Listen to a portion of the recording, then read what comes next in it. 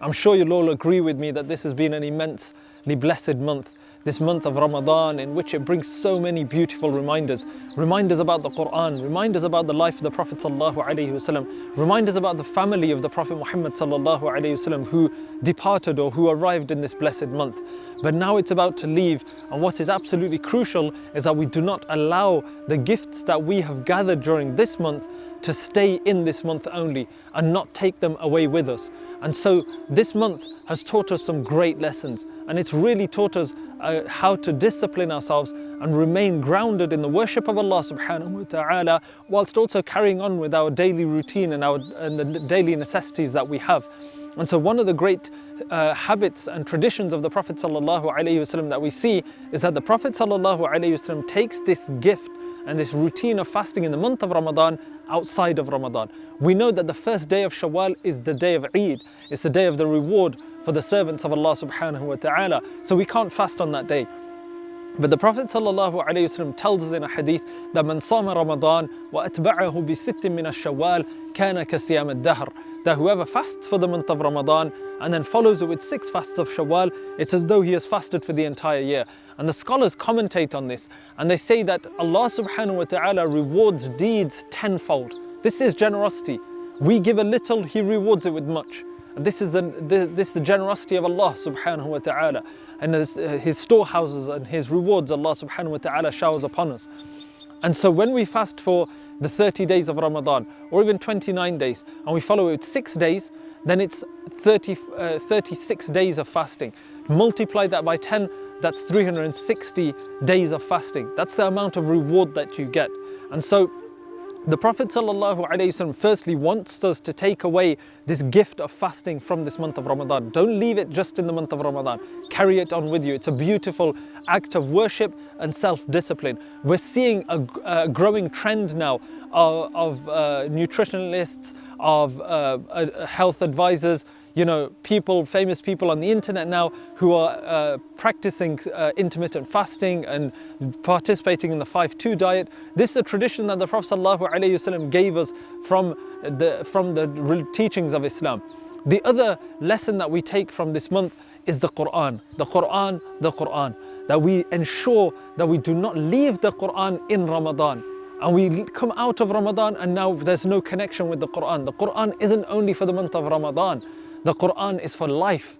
The Quran gives us life, and it gives us the purpose of existence and life, and it gives us the routine, and it gives us the guidance for life. Life isn't life without the Quran, and so we need to take the Quran away with us. Fasting, the Quran. The third thing is the worship of Allah subhanahu wa ta'ala in the middle of the night. Even if it's only 5 minutes, even if it's 10 minutes, just waking up, just being awake in the night and worshipping Allah subhanahu wa ta'ala. Many narrations of the Prophet ﷺ, the Prophet ﷺ used to stand at night till his feet were swollen in the worship of Allah subhanahu wa ta'ala. And when Sayyidatuna Aisha radiallahu anha asked him why, he said, أَفَلَا أَكُونُ عَبْدًا شَكُورًا. That should I not be a grateful slave? This is gratitude. Doing what Allah has told us to do, the fard, the obligation, that is our obligation. We're just doing what we're meant to do. But going above and beyond, because Allah subhanahu wa ta'ala gives us above and beyond what we deserve. And so we also worship Allah subhanahu wa ta'ala above and beyond what He has demanded from us. And that is a display of love for Allah subhanahu wa ta'ala. Worshipping Him when He asks you to is a display of obedience. Worshipping Him more than He has asked you to do is an act of love. And we want to develop this relationship of love with Allah subhanahu wa ta'ala. And the final thing that we take out of the month of Ramadan is routine and discipline. You can do it. Allah subhanahu wa ta'ala has shown us people are able to wake up before Fajr for suhoor. People are able to stay awake into the night for Salatul Taraweeh. They're able to fast during the day. Worshipping is not difficult. We may think that it's difficult. We may be out of routine. But the month of Ramadan has given us this routine now. We need to carry it out of the month of Ramadan. And joining ourselves and our communities and our families in the blessings of Ramadan, in these beautiful actions. And without a doubt that this month will, for those who truly attach to it, they will leave with the objective, which is the taqwa of Allah subhanahu wa ta'ala. Allah tells us that we have prescribed fasting upon you so that you may attain piety, taqwa.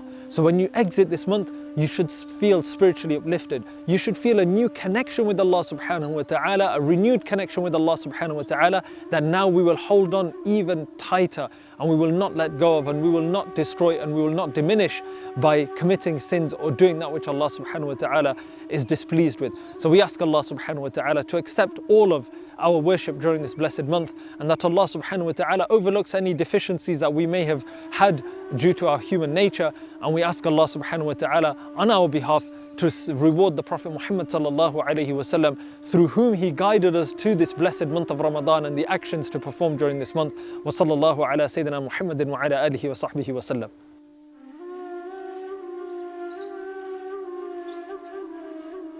Jazakumullah khair. Thank you for watching another episode of Ramadan Reflections. Please like, share and subscribe using the social media links below.